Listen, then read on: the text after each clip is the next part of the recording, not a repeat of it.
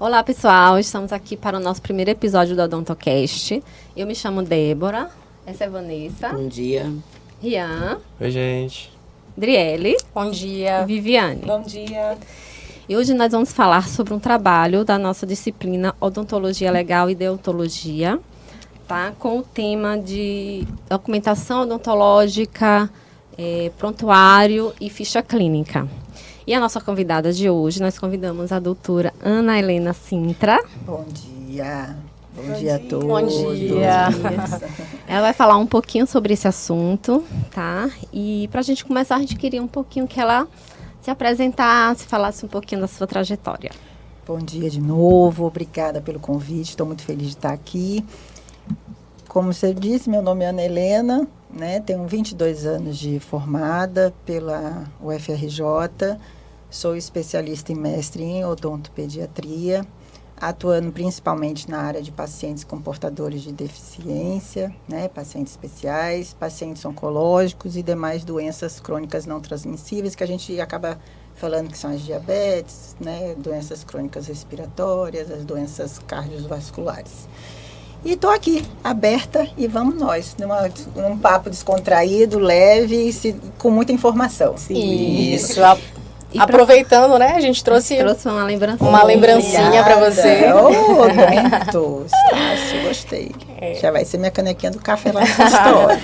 Porque tem gente aqui que é aluna, mas é minha paciente também. Então, doutora, a gente vai começar com algumas perguntas, tá? Para o nosso trabalho. E a primeira que a gente queria começar é quais são os dados da anamnese que são realmente necessários para consulta, né? Que não pode faltar. O que, assim, ó, até porque eu já fui professora de especialização por muitos anos também, é uma coisa que eu acho de extrema importância e que a gente, às vezes, peca muito, até mesmo na nível que eu digo, até universitário ou algo assim. O que acontece? A ficha clínica do paciente é de extrema importância e relevância. Você tem tudo ali que você precisa saber do paciente. Então, começa desde o nome completo, idade, CPF, a gente tem os dados dele de endereço e tudo mais. Quando a gente traz isso para a nossa área, a gente já começa com que são a queixa principal. Quando a gente pergunta sobre a queixa principal, a gente já tem uma deixa de começar o desdobramento de uma anamnese mais fluida. E aí você começa a questionar, né, o paciente sobre estado de saúde, seja geral, bucal, se ele tem alguma alergia, porque isso pode dar alguma interferência naquilo que a gente for, né, tá fazendo na nível de tratamento. A gente precisa saber do histórico médico, histórico familiar desse paciente, né?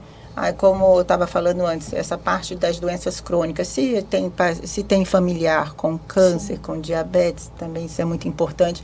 Uso de medicação, isso é algo extremamente importante, porque dá, né, alguns efeitos colaterais na própria saúde bucal. E nisso daí, a gente tem esse bate-papo com ele para você poder juntar tudo aquilo ali que você acha importante para não negligenciar no seu plano de tratamento, certo? Então, assim, é passo a passo, é simples. Dados pessoais, histórico, a queixa principal, o histórico deles, seja de hábito de higiene bucal, histórico médico, histórico familiar, alergia, medicações. E uma coisa hoje em dia que vale muito a pena botar, né, que a gente está numa fase que sempre paciente teve medo de dentista, né? E continuam tendo, né? Então, assim, os aspectos emocionais hoje também, até na minha área, até mesmo que eu trabalho com criança, também bastante, até meus idosos também, é de extrema importância a gente saber sobre fobias e a ansiedade que está aí Que legal, uma coisa nova, né? Não, eu já faço isso há uns bons anos, não é muito novo não, mas eu acho que depois aí com a Covid e tudo mais, acho que as pessoas começaram a ter mais, um né? pouco Sim, mais mais. também, mas acho que as pessoas começaram a se preocupar mais em falar sobre isso. Verdade. Ok, doutora. A senhora já presenciou algum caso, né, de preenchimento inadequado da anamnese que acarretou algum prejuízo jurídico? Eu, graças a Deus, não presenciei não e nunca tive problema, né? Mas uma coisa que eu gostaria de estar alertando vocês, eu acho de extrema importância, que nós estávamos falando sobre prontuário, é com relação à parte do exame clínico, que ele vai constar, a ficha clínica tem a parte do odontograma. O odontograma é a boca do paciente ali desenhada, né? Nós temos uns diagramas que normalmente a gente imprime, né? E ali você vai fazer o exame clínico de cada dente, de cada face. Então, se você, por exemplo, o dente 36, ele tem uma restauração na oclusal e na mesial. Você vai lá e pinta de azul. O paciente tem um dente que ele precisa ser extraído, fazer uma exodontia. Então, você vai lá e coloca um X em vermelho. Tudo que for para ser feito, foi assim que eu aprendi, eu acho mais fácil de visualizar. Até de longe, se você precisar botar precisa fazer uma cirurgia, precisa botar o odontograma ali para saber o que você quer junto com a sua radiografia, você consegue visualizar o vermelho do azul. Né? O vermelho é aquele que precisa ser feito e o azul que já está em boca. Sim. Então, esse odontograma eu acho de extrema importância, porque vamos dizer, na odontologia legal, desastres, assassinatos, desaparecimentos, a primeira coisa que nos chamam é justamente para a arcada dentária. Então, é como se você transferisse a boca do seu paciente para aquilo ali. Então, nunca esqueçam, é pontual e muita gente não faz. É algo assim que a gente às vezes... eu pegava muito no pé dos meus alunos e é de extrema importância. E é aí, às vezes, que pode lhe dar o dano jurídico. Verdade, entendi. Verdade. Tá? Bom, aproveitando esse gancho, né, de entrar na parte da documentação do paciente, quais documentos formam, de fato, o prontuário odontológico completo? Vamos lá. O prontuário, como a gente já falou, onde a gente vai ter a anamnese, a gente vai ter a parte clínica do paciente, certo? A gente tem as receitas, que sempre bom a gente fazer em 2 vias, é extremamente importante. O atestado do paciente, né? A gente tem também os exames complementares. Sim. Né, que seriam, no caso, as radiografias, né, as ressonâncias, tomografias, que são de extrema importância. Então, esses aí são os que nos norteiam para que a gente tenha tudo datado, né, tudo fichado dos nossos pacientes. Entendi. Bom, existe algum documento que o paciente costuma achar desnecessário, mas que, na verdade, tem grande peso jurídico?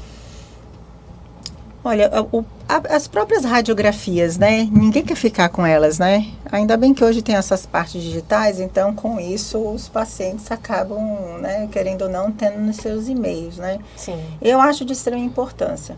Isso eu já tive situações no consultório já. Isso aí eu posso falar. Por exemplo, de paciente chegar lá no meu consultório, de me mostrar a radiografia inicial, onde não tinha cárie e o dente ter sido aberto. Né? Entendi. E eu falei até isso para a Vanessa, exame de cárie, ele é clínico, não é radiográfico. Não se olha cárie por radiografia, principalmente panorâmica, porque muitos fazem isso, né? Não se faz isso, o exame ele é clínico. Caso você tenha alguma dúvida, e aí essa dúvida seria numa cárie realmente de uma profundidade que a gente chama dos sedais 5 ou 6. Aí sim eu acho que você pode até pedir por conta de um canal. Mas tanto é que cárie em esmalte a gente não vê em radiografia. Entendi. Perfeito. Tá? Bom dia mais uma vez, doutora. Bom dia. Sobre arquivos e mídias digitais. Sim. Existe um tempo mínimo que eles devem ser guardados? Tem. A gente normalmente, e é uma coisa assim, que a gente coloca em torno de 20 anos que a gente tem que estar guardando. né? Graças a Deus, com a era digital, hoje a gente consegue ter esses prontuários também em mídias, né? O acúmulo de papel hoje é menor, né? Agora, uma coisa que é interessante é porque, às vezes, a gente faz esses 20 anos como se fosse a data quando o paciente chegou no consultório. Não, é do último dia que ele foi, que acabou, vamos dizer, o plano de tratamento dele. Então, não é quando não é do início, é do final do tratamento. E dali você conta os anos que precisa. Não é no começo, não. E a senhora já viu algum caso, ou já presenciou, em que o prontuário foi fundamental para proteger o cirurgião dentista? Já. Isso a gente já viu, sabe aonde? Até na própria universidade. Que a gente, querendo ou não, a gente trabalha com público externo, né? Então, às vezes, a gente ali, por conta disso, a gente tende a não estar fazendo todo esse trabalho. Às vezes a gente faz porque a gente é cobrado do professor, né? Mas, por exemplo, na UFRJ, até na própria pediatria, onde a gente tinha relatos de abuso, né? Também, que a gente tem que escrever essas coisas, né? Então, isso já passou despercebido, né? E aí tivemos problema dentro até da coordenação. Mas é o que eu falo, gente, tem que escrever. Eu gosto muito do papel. Eu entendo que a era digital ela é ótima. Eu até tenho os dois, mas o papel, porque você tem a assinatura do paciente. Então, assim, onde a gente vira, vamos dizer assim, a folha, né? Onde está ali, onde tem que ter o plano de tratamento, coloca, por exemplo, vai fazer uma cirurgia, mesmo que ela seja uma cirurgia oral menor, coloque ali que você passeia o anestésico tópico. Coloquei meio tubete de lidocaína. Coloquem, não desmereçam isso, porque a gente tem, isso é inerente do ser humano. A gente tem essa de que não vai acontecer comigo. Verdade. Então, isso a gente acaba fazendo com que nessa relação a gente acabe não escrevendo tudo. Então, eu começo desse jeito. Anamnese, mais exame clínico, mais dananã, e eu vou colocando tudo. Entendeu? Até a anamnese eu escrevo no meu procedimento, porque ela foi realizada. Entendeu? Então, tudo tem peso. Não achar que por exemplo, fiz uso, por exemplo, a gente bota, por exemplo, eu uso muito vaselina sólida. Eu coloco lá. Ai, credo, professora, eu boto. Depois vão dizer que eu feri minha boca e tal. Fiz, olha, às vezes eu tiro foto do paciente, deixo guardado também. Então, isso tudo é cuidado, é zelo, e a gente nunca peca quando a gente nessa questão. Né? E querendo ou não, hoje, né, qualquer coisa vira alvo de alguma coisa. Né? Então, a gente tem que se respaldar. Sim. Isso, certinho. Como o Vivi falou agora dessa parte ética, a gente vai entrar nessa parte ética e de responsabilidade civil. Sim. Quais os erros mais comuns que os dentistas cometem que podem resultar em processos? Com certeza, a ficha clínica. Com certeza. Eu acho que é o odontograma. Porque a pessoa não faz o odontograma como deve. Pode, assim, ainda mais hoje em dia, que a gente está numa área de estética muito grande, né? Que é importante, né? Então, a nossa preocupação na hora é o pós, né? E isso também entra nessa parte de código de ética nosso também. Então, assim, eu acho que onde a gente peca é nessa ficha clínica onde a gente tem o nosso odontograma. A gente precisa entender que a gente precisa transferir a boca do paciente no primeiro dia da consulta. O que ele tem ali, ele precisa ter de consciência de que aquilo ali, o dentista tem que ter consciência que aquilo ali vai estar transcrito no odontograma. Existe alguma conduta que a senhora considera indispensável para evitar essa responsabilidade civil?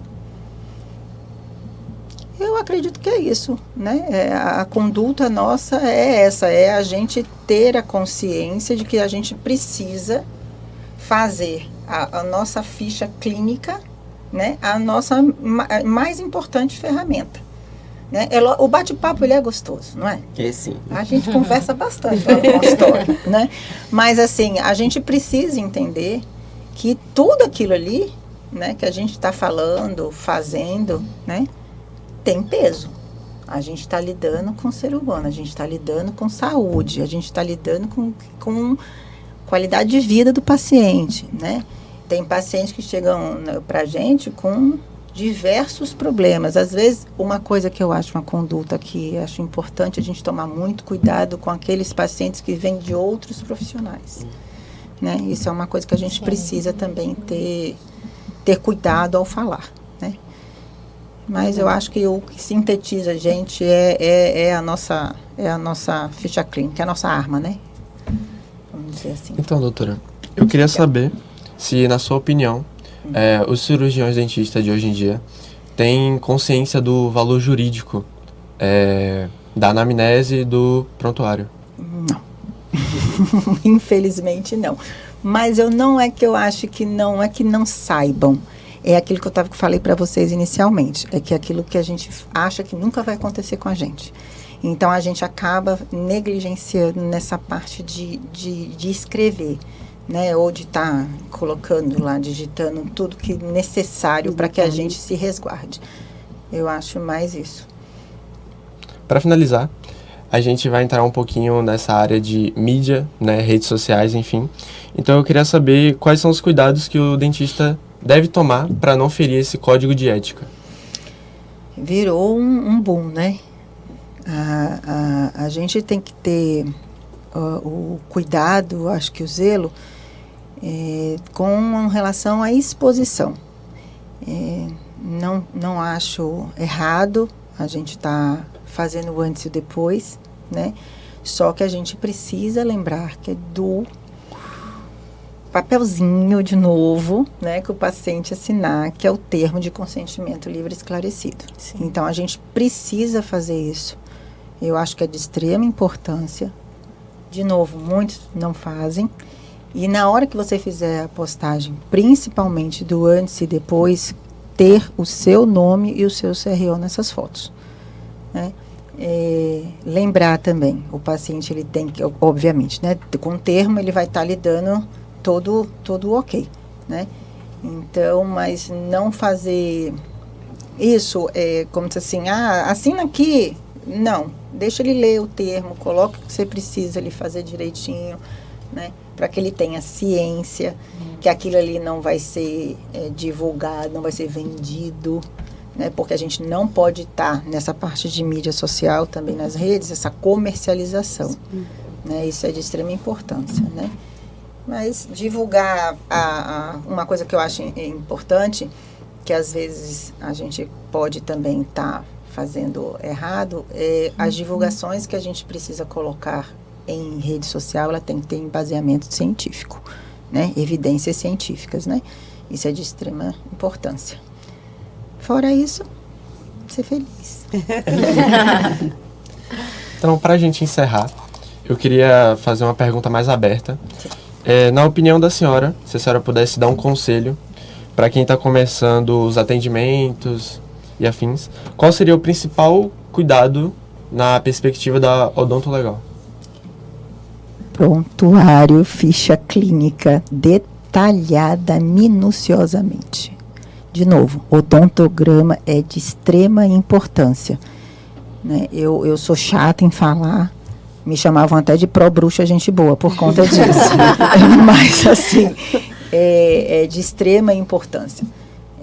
Eu já participei de perícia e, assim, da gente realmente ver, né, o cadáver ali, você conseguir, foi explosão, avião, acidente de avião, e a gente poder estar reconhecendo, né, ele já tinha mais de 10 anos, o dentista tinha absolutamente tudo, tinha radiografia, tinha panorâmica do paciente, odontograma completo, ficha, tudo, e foi identificado por conta disso, né, durante a tragédia, né, que teve.